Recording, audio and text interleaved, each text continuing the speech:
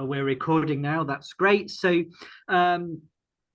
the recording will be made available to people on our YouTube channel later. As I was saying, our speakers will speak for around 20 minutes each, and then we will have a time for questions and answers.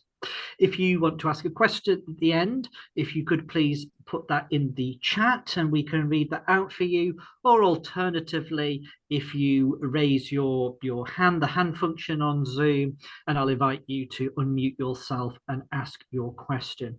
If you are asking a question in that way, may I politely ask that before you ask your question, you state your name and where you are from before asking your question. That's really, really helpful.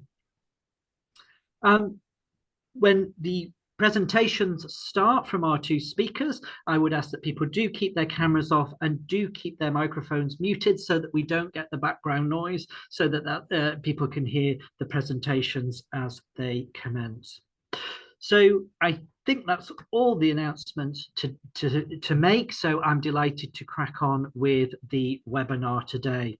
And I'm really looking forward to this webinar and delighted to be joined by two speakers today.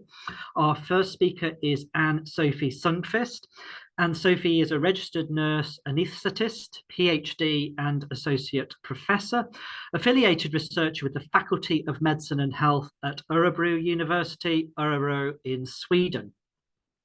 Ann-Sofie is employed in Region Örebro County, Sweden, where she holds the position of a research funding advisor. And her research is in the clinical field related to family involvement after cardiac surgery, children's health and well-being, surgical site infections, as well as daily life as perceived by people with funnel chest.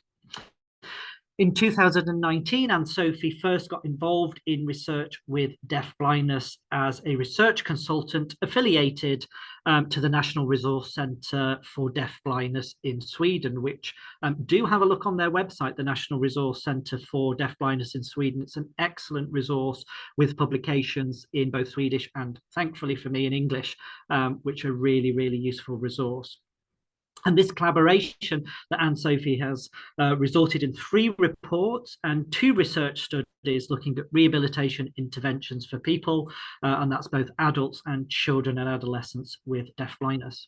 And Ann-Sofie is going to be presenting on some research she did with children and adolescents and how they experience family life when they have a parent with deafblindness, very much exploring the experiences of those children who have a parent who's deafblind. I'm delighted to introduce our second speaker, offering an alternative perspective, and that is Angela Priestley, who is joining us from the UK. Angela is living with Usher syndrome type 2.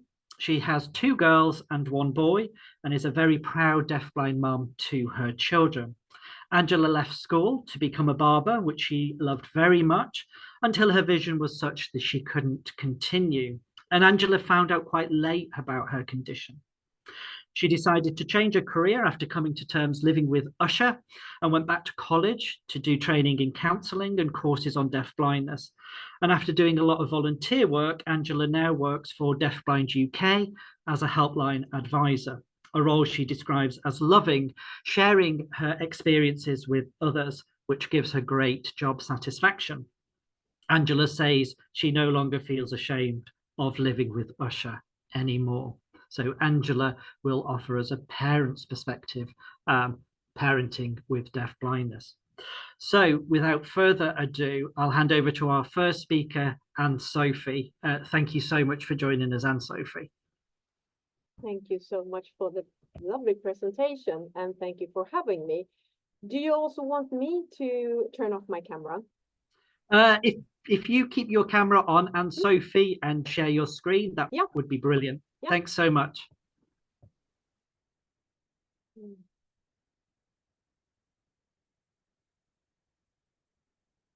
You see it, my presentation? Yeah, we can see that, Ann-Sofie. Thank you. Nice.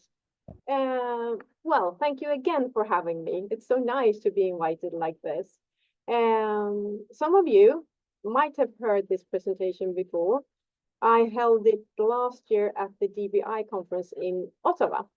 And so for you, this might be a reputation, but you can always listen to good things twice.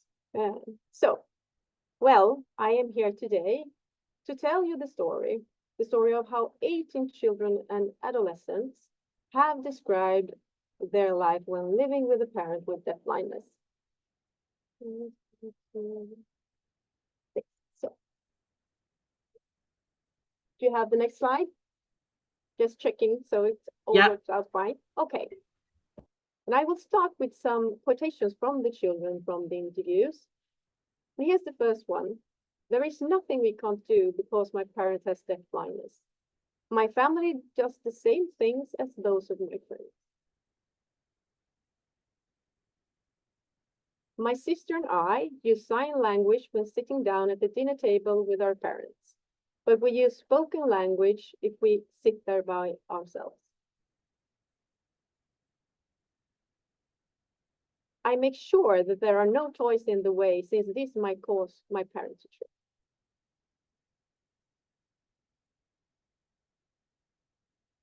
I often go to town with my parents, which is unusual among other teenagers.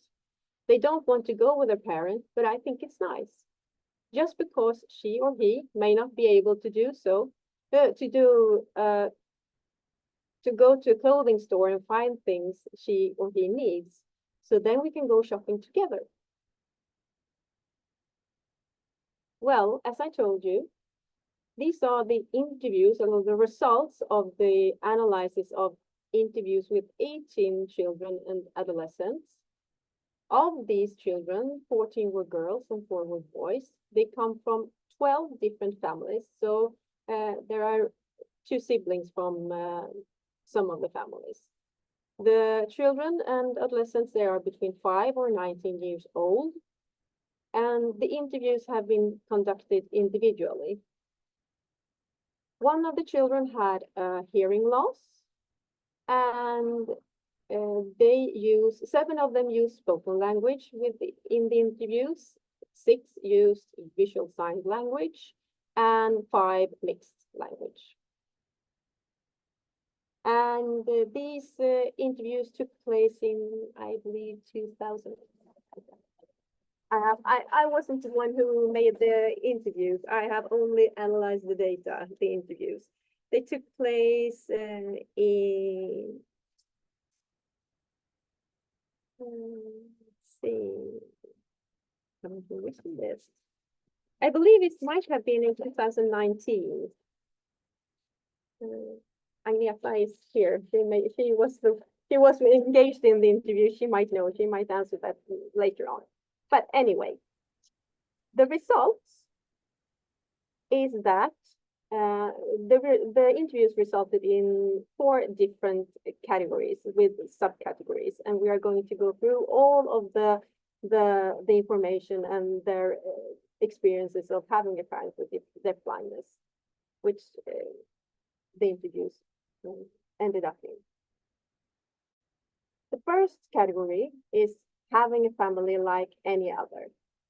And it consists of 3 subcategories: having the same family life as their friends, acting like other children, and it is what it is. And the children in the interviews, they described that they were a part of a family like any other, in a sense that they had the same family lives as their friends, and that they acted like other children. And that means that the deafblindness that the parent had did not affect their family life. For example, the parents went grocery shopping by themselves, or they could go together, like a first family, like a whole family. And you can see that in the first quotation that I read to you, is that that's nothing that we can't do. And the children described that they acted like other children. They engaged in the same leisure activities as their friends. They were playing with friends, they would listen to music, they watched TV, they read books, but also like that they didn't do all these things as their friends. And having a parent with deafblindness was described by some of the children like it is what it is, meaning that the parents with deafblindness was something that the children were used to have, since it has been ever present since they were born, and it's an integral part of their lives. And having a parent with deafblindness was nothing they viewed as peculiar. And one of the children said that it would be strange to have a parent that could see or could hear, as the child was used to, that the parent did not see and did not hear. So it was what it was. And the next category is that they nevertheless experienced that they had a different everyday life, and that they acknowledged differences, and they had to adjust to the parents' needs, and that there was a financial strain with the deafblindness. They were both positive and negative emotions linked to these differences, and it's just like every child, there are positive and negative emotions linked to their parents, but this was to the differences. For example, they could attend special camps for families with deafblindness and meeting friends who are living under similar conditions. This was a positive difference, while the fact that the parent lacked a driving license carried a negative connotation, that he couldn't just jump in the car and go anywhere. They had to plan for it. The children, they describe that they adjust to the parents' needs. For example, as I told you before, when they said that they use sign language while communicating with their parents, but spoken language when communicating with friends or siblings. And a few of the children, not many of them, reported financial strains as a result of the parents' inability to work due to the deafblindness, and that there were heavy financial burdens of living with deafblindness.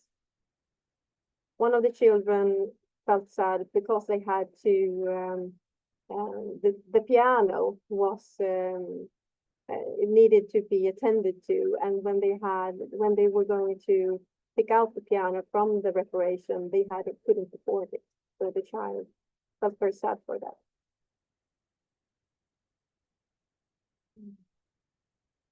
Being there for the parents. It consists of helping the parent and protecting the parent from harm. And the children described several ways of how they help their parent. They could guide the parent. They could speak up on behalf of their parents, or being the parents' eyes when, for example, shopping for clothes or other things. They were willing and prepared to protect the patient from harm. And this could be achieved by packing away toys to avoid the parent from tripping on them, or, for example, by putting themselves physically between the parent and, for example, an obstacle when out for a walk, or by ensuring that their parents use their white cane when outdoors. And I believe this was in the third slide that said that I make sure that there are no toys in the way.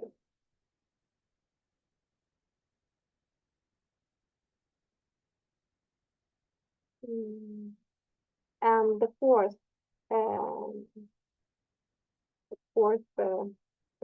category is being emotionally affected. And being emotionally affected caused the children's deafblindness caused the children to be that, and they could feel both frustration and compassion for their parent, as well as they needed support themselves. Most frustration experienced by the children was in situations with other persons having difficulties to understand what deafblindness implies, or when people reacted with fear due to the parents' deafblindness. It could, for example, be the cashier at the grocery store who didn't know how to speak to the parent, for example, and then the child felt like, okay, here I must speak up for my parent, and this made the children feel frustrated. Some of the children also described frustrations related to just that I told you before, that you couldn't just jump in the car and go for a trip. It needed a lot of planning to go somewhere. The inability to hear and see, it created emotions of compassion and sadness among the children.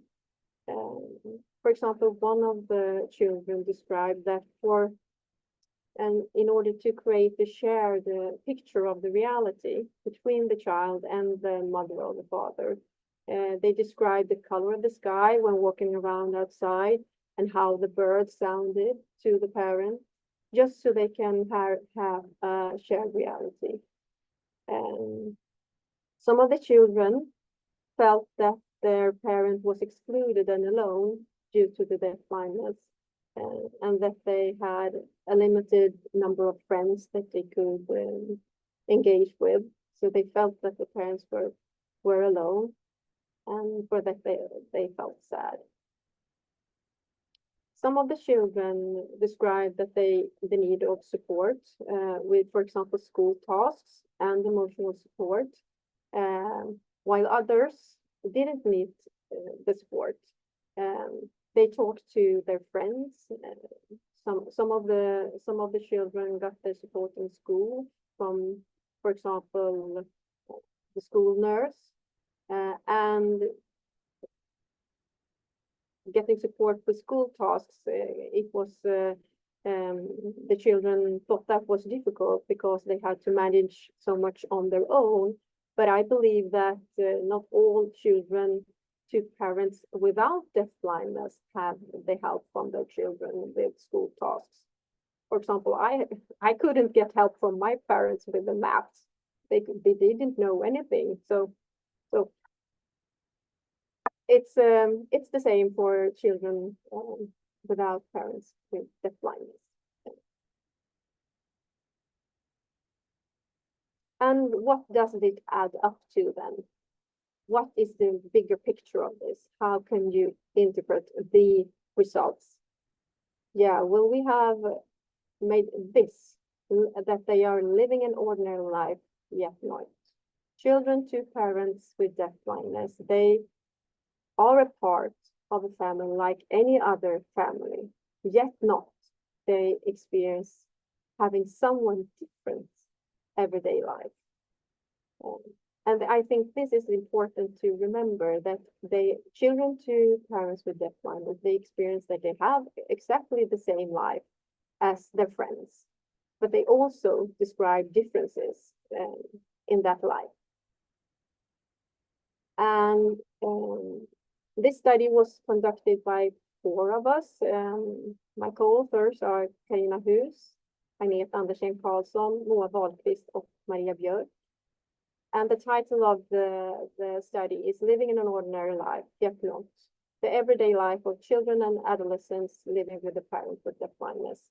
And if you, in the next slide, there you have a QR code to get access to the article. It's free of charge. And if you get the slides after the presentation, then you can just scan the QR code there. And this is my contact information. And I believe I haven't overdone my time. I think I have a few minutes left, but I have no more slides.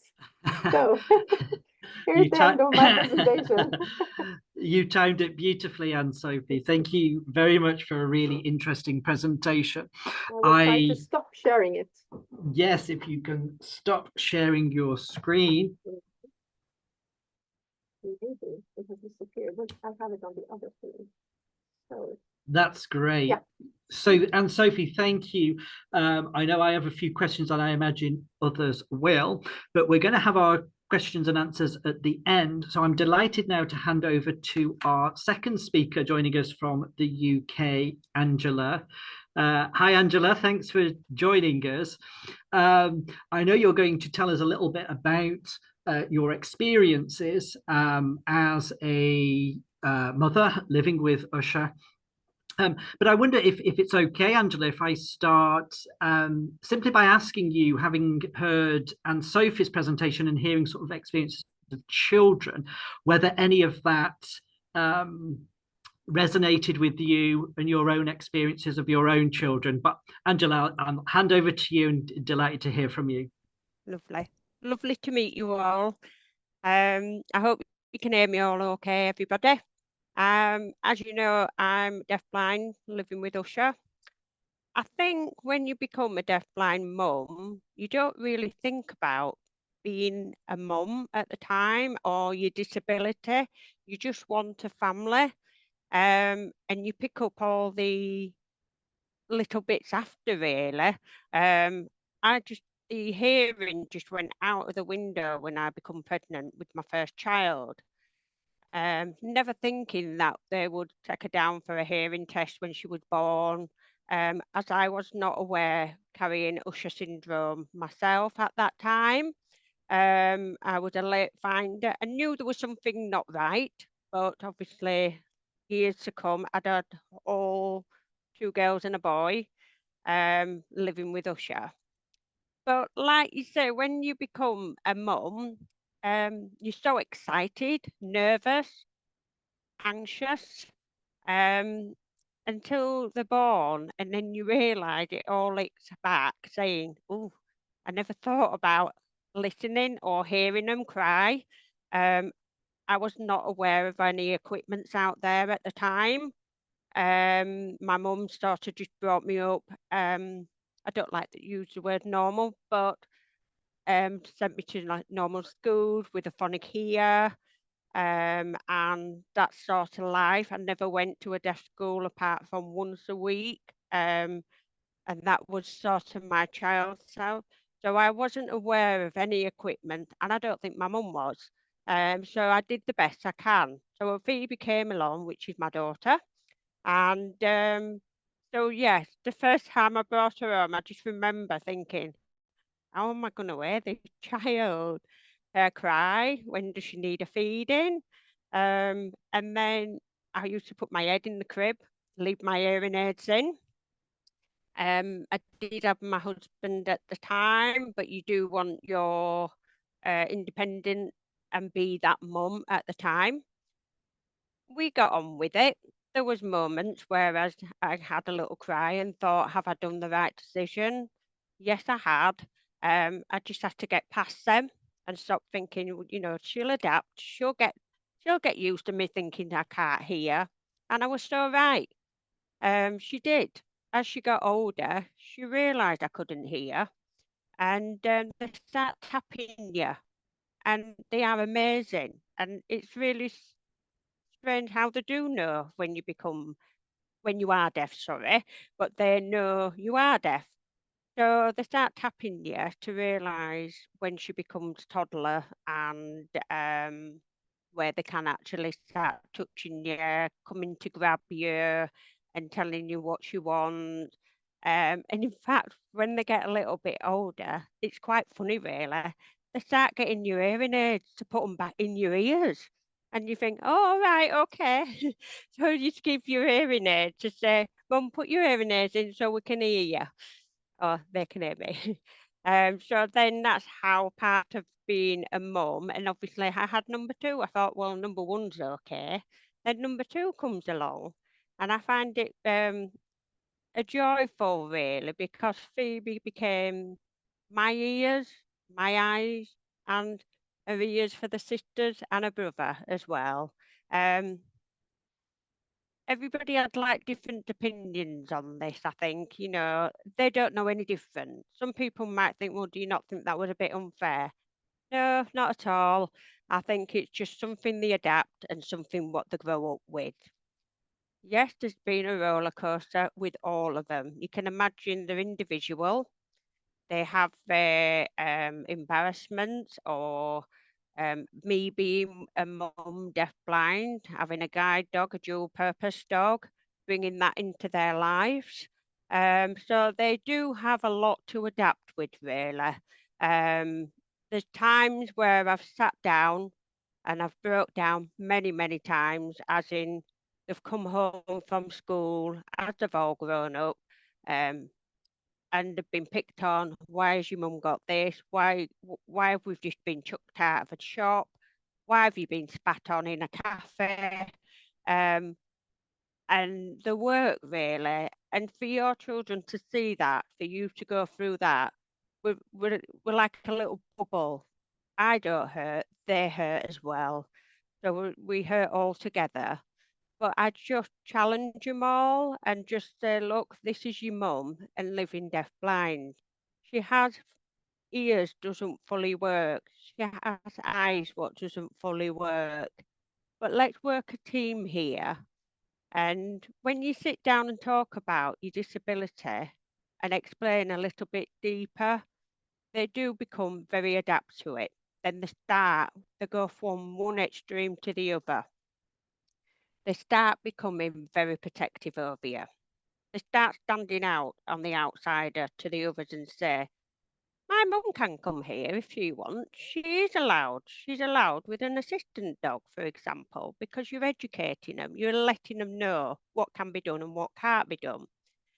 And it's lovely in that side of it. But then you have your downside where when it become that sort of age embarrassed side, like I get with the slides where she were coming in with a slide where some kids don't, for example, for the parents' evening, they used to say, please don't bring your assistant dog. Don't bring Dina. We love her, but just don't bring her. So I has to be like walking into a room, if it's dark, low lights, or low light, should I say. Sometimes it's like adapting to that new room walking into. But I did it for them. And they started to learn to guide me into different rooms, telling me where, there's a chair there, Mum, just sit down there. They sort of like toddled me to the chair or do this to that. And we worked, and that's, yeah, and it's like moments where that's what I've had to come away and think, that hurts sometimes but then I have to take on board with their feeling too. They are living with a mum who has dual loss, and I think it's just hard for them because you've got to take on side their emotions, their feelings, their friends, everything what goes with them. A part of them growing up. Obviously, they think their mum and dad, they don't have deafness, they don't have hearing. They were never jealous of that. They just said my mum's a little bit different. She just can't hear and she's just got eye problem. But they never made it hard for me.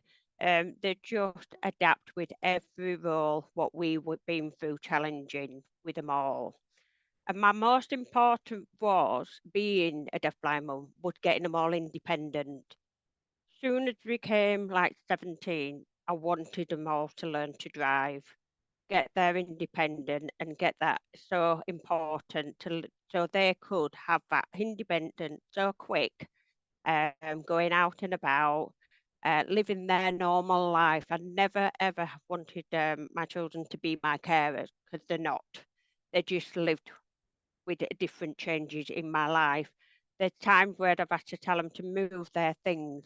So I flying, but it's funny really, because if I can pick it up, I'll launch it just to say, don't put it there again. So that's just a part of teenagers for you all. But yeah, so they've all grown up really lovely. And do you know what the lovely thing about them all? They're all individual, but they really know how a disability world is all about. And they're very kind people. They know when they go out and about, they'll say, would you like some support? Would you like this? And it's just everything what goes with it, really. And I don't think it's bad being, like you say, a deafblind mum. You, like you say, them slides, it is sad. But I think if you sit down as a team and work together and if they have some good friend and they will understand the whole situation. And the friends what come here now, they've been friends with primary school and they're absolutely wonderful. And the times where now when we go out and about, now they're all grown up, they're 23, 21 and 19. And to be honest, it's the best day of my times because they're all grown up, they're all independent. They'll take me to places. They'll make sure that it's right lighting areas and the right guiding side of it. If I want anything doing, they will be there, and they're all at home, bless them. So yeah, I think it's wonderful. I'm not going to lie, it is some challenges, it's some upsetting, but if you get the right support in place in different organisations and in your area, and if people out there who do want to start a family with Usher syndrome, go for it. Just like you said, there's equipments out there, there's wonderful technologies today. It's just lovely out there now. It really is, and it does make it a little bit easier. And I am proud to be their mum, and I'm proud to say I've actually got Usher syndrome, to be fair. And we are in the middle of having genetic tests now for them all, because I do think it's the right time for them to have the genetic test, just in case they decide to have a family. Um, I'm aware there may be all carriers, but we've never been tested. So that's their next challenge in their life now, to have all this done. And that'll be interesting. So it's just a part of their journey. And I've loved being a mum, and yeah, I love being a mum. And also I'm single as a single parent mum, and it's been wonderful to say I can do this. Thank you. Angela, it's Liz. Hello. Hello. I remember you telling me not long ago that you found out what your children had been up to when you thought they were in bed. Yeah. It Yes, made me smile, and I wondered if you'd be okay sharing it with other people. Yeah, that's lovely, Liz. Yes, there's so many stories I could actually go. I could go on forever. Yeah, one time I'd gone upstairs to bed, and with me being deaf, obviously, once I take them out, I don't hear a thing. So the children decided to go downstairs and have a party, and it was lovely. And obviously, they knew that I wouldn't be able to hear at all. So they thought, well, can stay up a little bit longer. My mum won't know this. And I'd been thinking, what are they up to? And I heard some sort of, because I can hear some sort of like vibration. And I went downstairs to see if they were there. I couldn't, they know I can't see anything in dark or anything like that. Feeling they were all hidden under the table. And I just thought they never told me this until they got older and said we didn't say anything. But now we're older, we found it quite funny. But yeah, they do have a little chuckle between themselves. And it's lovely that they've all got each other and to have these funny moments, what they have done behind closed doors with knowing that. And there's sometimes when I say conversations, when I take my hearing aids out, I don't hear them. If I can manage to have good lighting and lip read, I'll just say, I heard what you just said then. Yeah, right, okay, because you're deaf, mum. You can't hear what I said. I said I can lip read you all, so just behave, all of you. And that's the funniest bit. Yeah, but there is so many stories about but they're not embarrassed. They're not embarrassed having a mum with a deaf blindness, not at all. In fact, actually, it's quite funny moment times. Thank you, Angela. Peter. Yeah. Angela, it's Peter. Thank you so much. I always enjoy hearing from you and your tales. I'm just wondering now exactly how many parties went on in your house and what the children got up to. But it's clear from the way you describe your three children, what a good job you have done as their mom. Thank you, Angela, and thank you, Ann-Sofie, for two excellent presentations. So interesting. I was really fascinated to see commonalities between hearing from the children and then hearing your experiences, Angela. So I have some questions, certainly, but can I throw it open to members? Does anybody have a question either for Ann-Sofie, for Angela, or perhaps a question for both.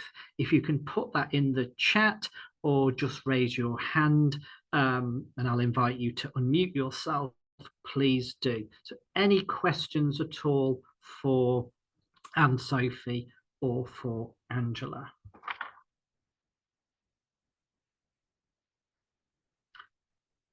We do have some comments in the chat. I'll read those comments out, and then we do have a question from Helen, but let me just read out the comments. Wonderful presentation.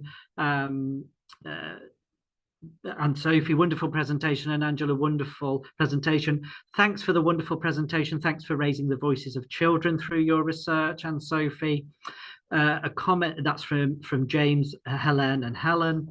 Reno in Canada, thanks for sharing your story, Angela. My full admiration to you for raising lovely children as a single mom. It's definitely not easy. And a comment here, Angela, from James. Thanks, Angela, for sharing. And we do have a question. So I'm going to go to Helen first, and then I'll come to Jenny. But Helen, hi, nice to see you. You have your hand up. You have a question. Hi, Helen. Yes. Hi, Peter. How are you? I'm good, thank you. How are you? Mine is fine, thank you. It's not really a question, but it's just it's a contribution to Angela, especially being a mom and at the same time a deafblind person. I've liked her story, and it has given me hope. Being a mom also of a deafblind child, I know that at one point my daughter would become a mom. So she's given me some hope. I'm so happy to hear about her presentation. Thanks, Helen. Thanks, Helen. That's a really lovely connection, I think, between being mom, deafblindness, and all the different iterations of that, but also, Angela, the inspiration you are there to other people. And I think that's really great. Thanks for sharing that, Helen. We have a question for both of you. This question comes from Jenny. Was any support offered to the children, and in your case to your children, Angela, and if so, what support?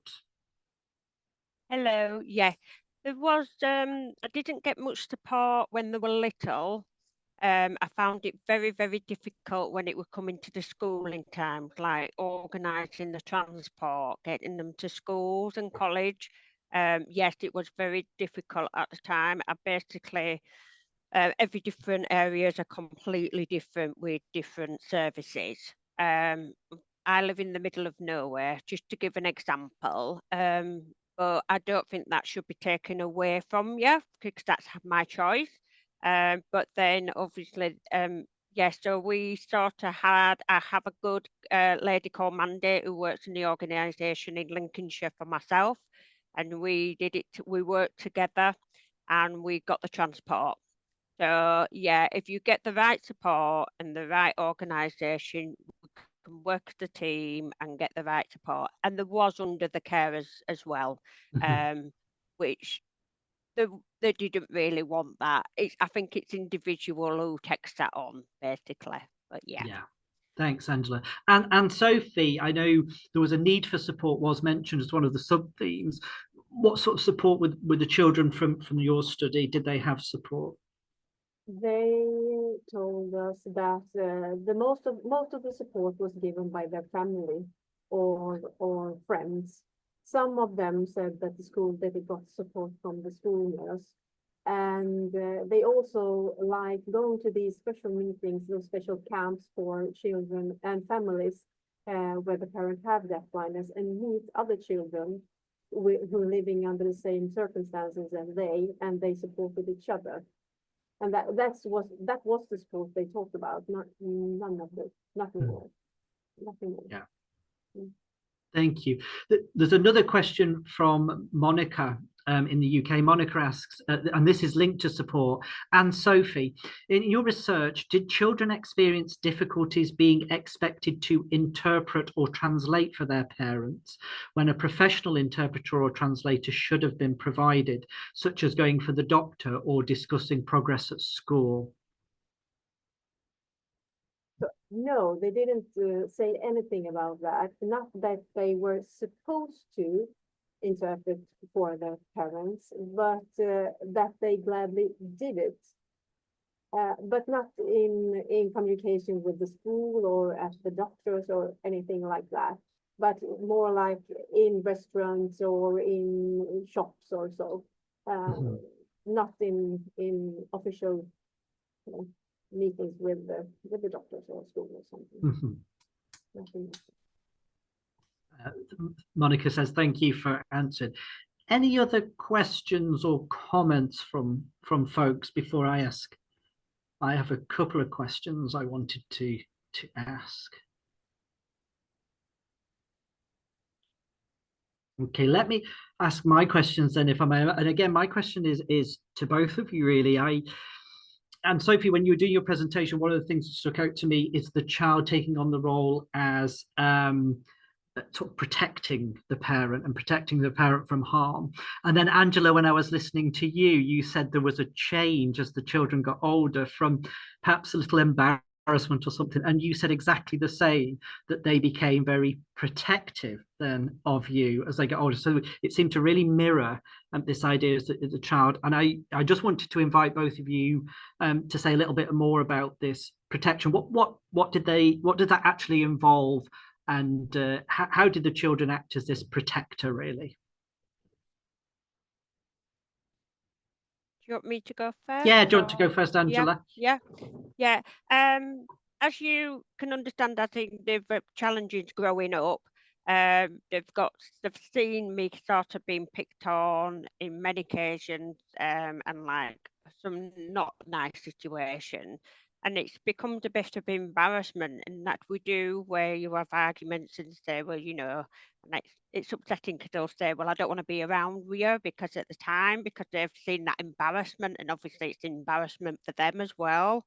So, but then but anyway, in a day-to-day, like teenagers, they all go in an embarrassment. Sometimes as a normal parent, you can't walk in a room without looking. Oh, it's mum and your mum and dad have just walked into the room. Basically, I think so. As they've got older, I think they're more aware of like how proud of you and how far you've come living this deaf blindness, and I think they're a bit more obviously grown up, and they realise the challenges what you've had to do, and they're obviously at that age have not really sort of sat down and thought of that. So when you get older, they do get very protective. Say, for example, instead of just booking somewhere or going for a meal, they will study now and say, Mum, do you think this will be better for you because of your lighting? They obviously do a little bit extra out of the way now, and they're always like opening the door of the car so I don't bash my head on the car of the car door and things like that. So yeah, and I think he's just grown up with matureness and the obviously my struggles. And I think I will say one thing: I did have a really bad fall not so long ago, and that was through lighting, and that was quite scary because that was luckily my oldest one was here, but if that hadn't have been here, I think that's quite where the scary moments are. So I am very lucky that I have got them all at home, but there is going to be a time when they're not going to be at home. But I like to call them, Pete, they're like my little pit bulls. They're all like very basic. For example, we went for a Starbucks and someone said we weren't allowed in because of Gilby, my assistant dog. So they really do stand up now. And it's ever been, because I've brought them up to not to be aggressive about it. I've brought them up to be educated now about the services. So one of them will say, well, we don't get our businesses anymore. And then we just walk out of the shop. And then we go somewhere where it's suitable for assistant dogs and make it sort of, you turn it around. Instead of being a sadness with this moment, you turn it around, and that's how I've learned how to bring them all up. Yeah, so I call them my little three pit bulls. Yeah, three pit bulls. I think yeah, I like what you said there, Angela, as well about and it reminded me of the overall theme of your study, and so for this, an ordinary life yet not, because there is that element of not yet not in terms of the role they have, but you captured the ordinariness so well, Angela, when you said all teenagers are embarrassed by their parents. Yeah. And Yeah. that's very ordinary, isn't it? So I think it mirrors it. Was that the same, that the children that took on that protection role, Ann-Sofie, was that similar from the children that you spoke to? Yes, it was. It was the protective part was like they put themselves in the way. If they're, for example, they were out walking, if there was an obstacle and led the parent around, they could pick up branches on the pavement so that the parent wouldn't trip. They made sure that the parent used their white cane, and if going skiing, they had their vests on. And they also liked the parent having their guide dog, although the guide dog made them also feel a little bit embarrassed, as other people looked at them, pointed at them, talked about them. But they wanted the parent to have the guide dog because then they knew that the parent was safer.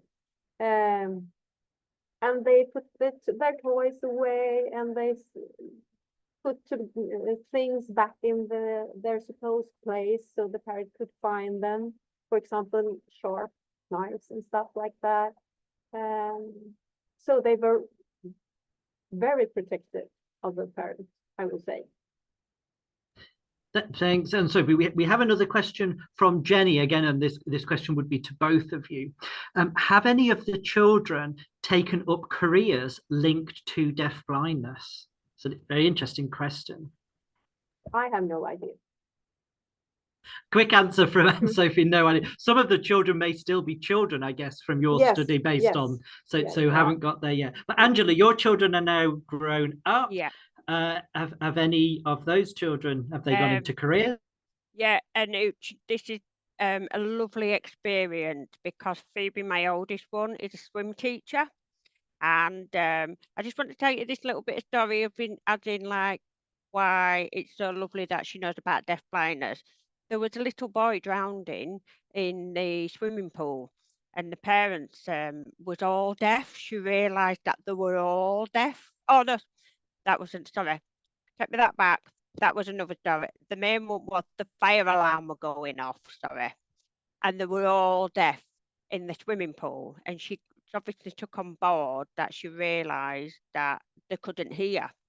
So she's waving to them. She's sort of waving to them and to let them know the fire alarm's going. And she knew the sign language and she knew how to do it. So they all got out. And that was a lovely story that they actually, you know, to thank her and why she knew that family was deaf. So that's lovely. But Phoebe has, yes, she's a swim teacher and she does teaching normal children, but she had just took a role on learning deafblind children now, which is wonderful. And she has got a little boy who is blind, and the mum is so thrilled knowing that her mum, myself, is deafblind because she knows how she feels and how she had more caring role. So yeah, me other two, not for that side of it, but Phoebe, yes. Thanks, Angela. It's really interesting to hear that positive, the educative role that you have had with your children. There's another question in the chat, but Roger, your hand was up first. You have a question. Hi, Roger.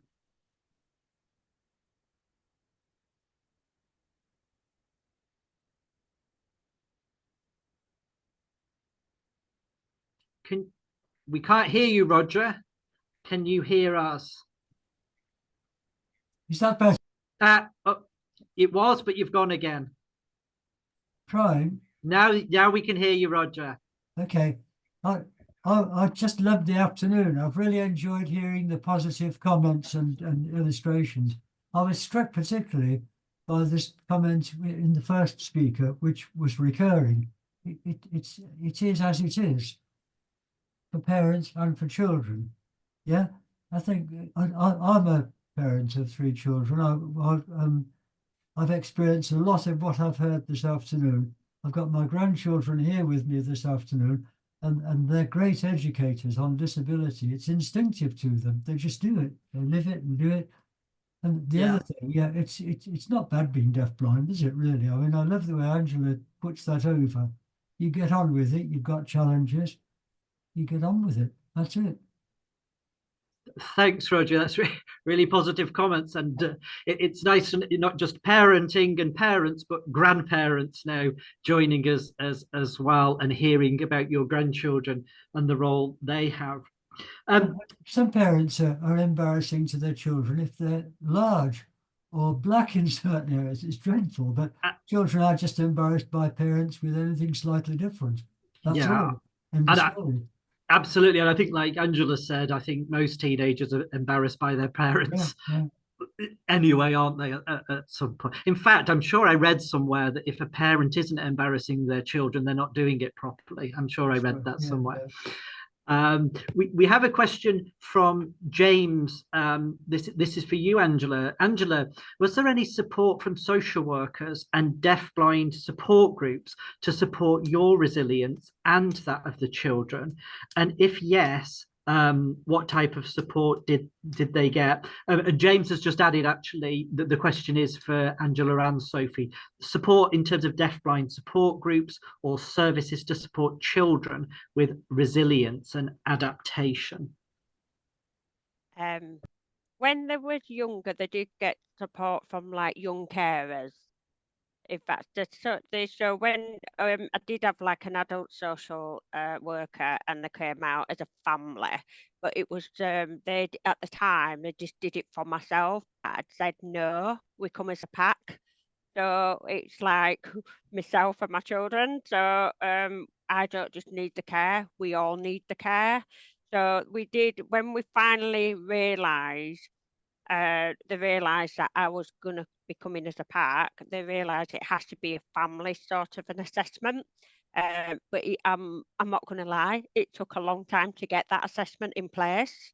So when I finally got that assessment in place, I did get the right support, for example, having a PA, and we worked all together. So yeah, once you get that assessment sorted, I did get it in the end, but that was very quite late, probably from when they were getting transport in the schools and etc.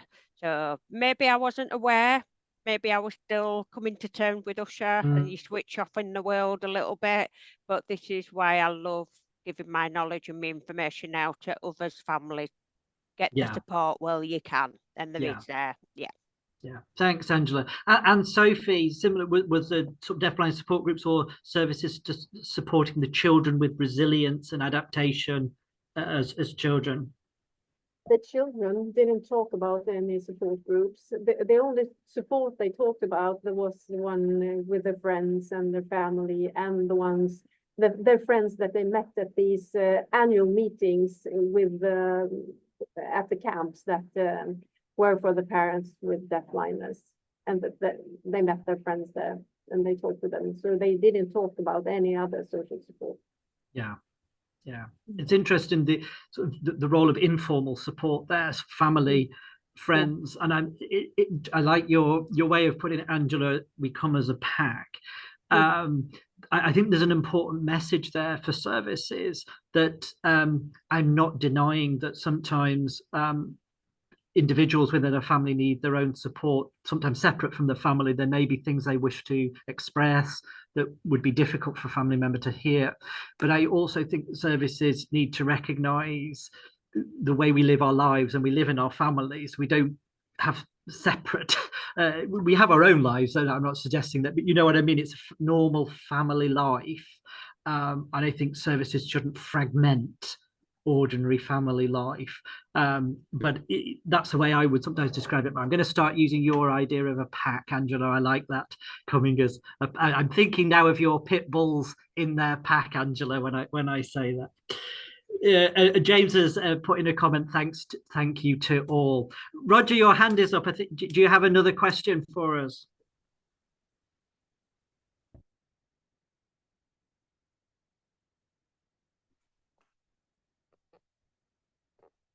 We can't hear you, Roger. Do you have another question for us?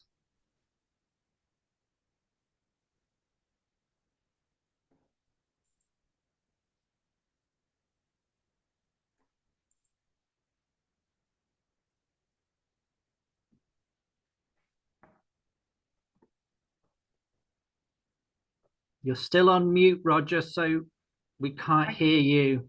I can't unmute him at the moment. No, it doesn't let us unmute, unfortunately. We can see you, Roger. You don't have a question for us.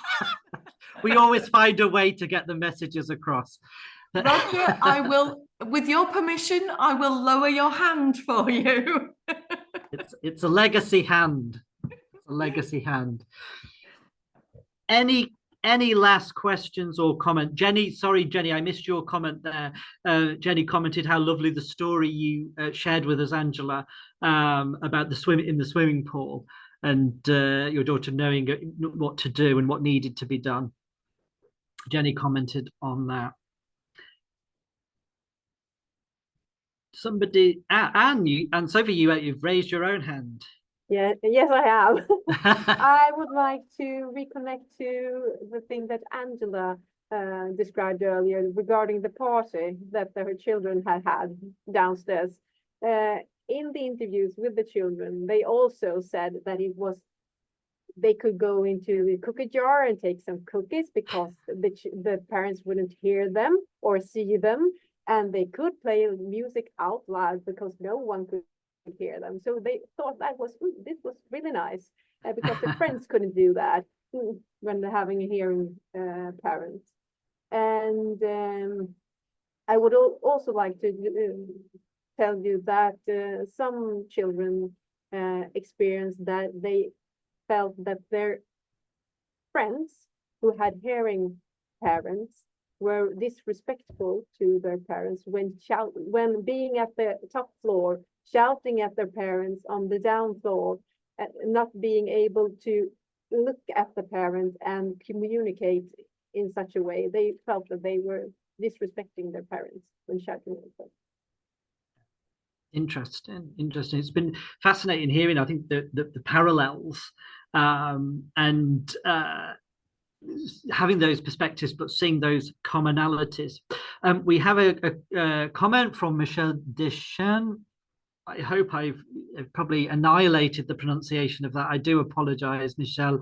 Thanks to you all from Quebec, Canada. So it's an early start for you, Michelle. And also joining us from Canada is Renu. Renu has a question. I think this is probably to both of you. Don't apologize. You don't need to apologize. It's my pronunciation, Michelle. It's not you don't need to apologize. But Renu's question is, was there any technological support available? So assistive technologies. If we start perhaps with you, Angela, any technological support for you in your parenting role? That's a hard one, really, because it's sort of like like the apps. Say, for example, when we were going for the parents' evening and everything like that, no.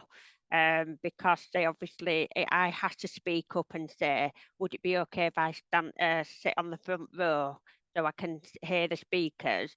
But at the time, no. But now I know there is technology out there where, for example, you could put a little speaker near the front and hear everything what was going on, so you're not missing anything going out. But I believe today there is a lot more technology today, and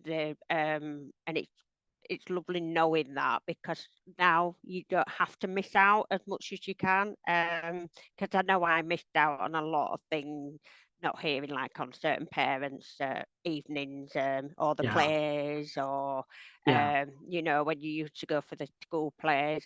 So yeah, so that's what. Yes, so I'm only, just to be fair, honestly, I'm only learning for the last few years with my new technology side of it, really, what there is out there. Yeah. Yeah. Thanks, Angela. And Sophie, did the children talk about technologies, or was this not something they mentioned? No. No, they didn't. Nothing more than hearing aids. Yeah. Yeah. Just, yeah. Okay. Excellent. Renu adds her thanks to you both for answering the question. So I'm conscious of time. That's just brought us up to the hour. So I would like to bring our webinar to a close now. And I'd like to start by thanking Ann-Sofie and Angela for joining us for what I think has been a really interesting afternoon, morning, evening, or wherever you're joining us from. All of the activities that we do through the network are voluntary, and that includes our speakers in their own free time offer to share that time with us. So Ann-Sofie and Angela, thank you both very much on behalf of the network for joining us, for sharing your wisdom, for sharing your experiences. And I think everyone would agree it's been a really interesting afternoon. I'd also like to thank Deafblind UK. Deafblind UK, the organisation for deafblind people in the UK, provides the Zoom license for us that we can use, and without that we wouldn't be able to host the webinars. And particular thanks to my co-chair Liz, who's busy in the background, checking the recording, admitting people. I'm very grateful that she's doing the technical bits. Roger and Angela, I can guarantee you both know my technical limitations, I shall call them. I'm not great on technical, so I'm always grateful to other people helping me with those. And a huge thanks to you all members for joining us for this webinar. This was our fourth and final webinar, but I think what we've heard this afternoon, the challenges of being a parent with deafblindness, the challenges of being a child with a parent of having deafblindness, but we've also heard the joys of being a parent and the joys of having a deafblind parent. And this fits very nice, a little bit of an exclusive now for those of you attending this webinar. Is that I'm glad to announce we will be having another series of webinars next year. These will start in January. This will be our fourth series of webinars. And picking up really on that theme of the joys and challenges, the theme of next year's series of webinars is acquired deafblindness, balancing loss and potential. And so we have some excellent speakers already lined up for that series, and I will let all members know about the next series. Once we've finalized all of the program, I will let you all know, but it will start in January 2025 and take us through again to September next year. ADBN News, our newsletter, hopefully will be out either this month or early October. It's planned for September, but sometimes, again, we're relying on the voluntary work of all our members to put these things together. So I'll apologize now if I don't quite make it out in September, but keep an eye on your emails for the next edition of ADBN News. And hopefully we will also have the news in the newsletter at some point about our next webinar series. So Ann-Sofie and Angela, huge thanks again. There are comments in the chat. Jenny, a big thank you to all. It's been really interesting. Tina Shackle, thank you so much. Very interesting and heartwarming to listen to. Some really positive feedback, Ann-Sofie and Angela. So thank you for your time. Enjoy the rest of the week. Please do stay in touch with us in the network, and I look forward to seeing you all again soon. Enjoy the rest of your day and week. Thank you so much, everyone. Take care now.